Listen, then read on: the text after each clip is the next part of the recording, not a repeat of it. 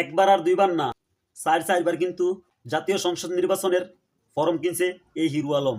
মোট 4 বার আমি জাতীয় সংসদ নির্বাচন করেছি, আপনি সবাই জানেন। প্রত্যেকটা বারই আমি হামলা শিকার হয়েছি। এত নির্যাতন বলে গিয়েও এবারও নির্বাচনেও কিন্তু হিরো আলম আর বসে থাকতে আছে না, কারণ এইবার লড়তে আছে হামজনতা দল হিরো আলমকে ফুল দিয়ে বরণ করে নিলেন এবং হিরো আলম বগুড়া 4 আসন থেকে নির্বাচন করার ঘোষণা দিয়েছেন। এইদিকে আমাদের হিরো আলম নির্বাচন করার জন্য ফরম জমা দিছে।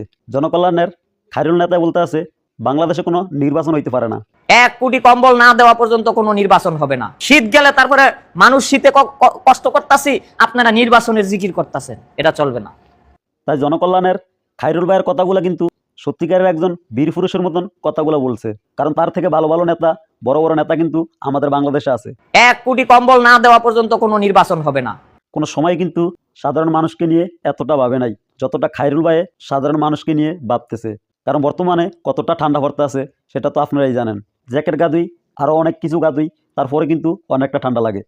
আর যে সমস্ত মানুষ রাস্তাতে থাকে রাত দিন 24 ঘন্টা, সে সমস্ত মানুষের জীবন কি করে পার করে এতটা শীতের ভিতরে। খায়রুল ভাই যে কথাগুলো বলছে, এই কম্বল কে দিবে?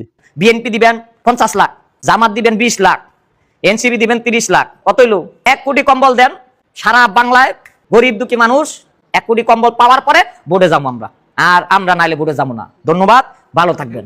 এই খায়রুল ভাইয়ের মনে সাধারণ মানুষের জন্য যতটা ভালোবাসা আছে, একই সেম কিন্তু আমাদের হিরো আলমের মনের ভিতরেও আছে। তাই খায়রুল ভাই, আমাদের হিরো আলম ভাইকে আপনার দল থেকে একটু সাজ দেন না।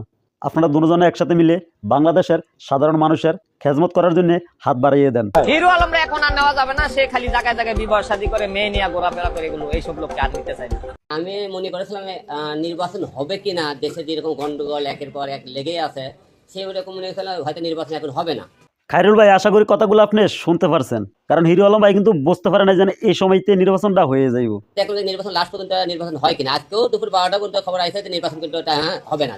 এর জন্য সে একটু মায়া নিয়া বিকু আমানের দান্দা কিন্তু কয়েকটা ভিডিও বানাইছে। তাই এই সমস্ত ভিডিও আর সে কখনো বানাইবো না। এবারের মতন সাজটা তুমি তারে দিয়ে দাও। হিরো আলমকে বলি মেয়েদের থেকে দূরে থাকবা, আপাতত কিছু সময় চলচ্চিত্র থেকে দূরে থাকো।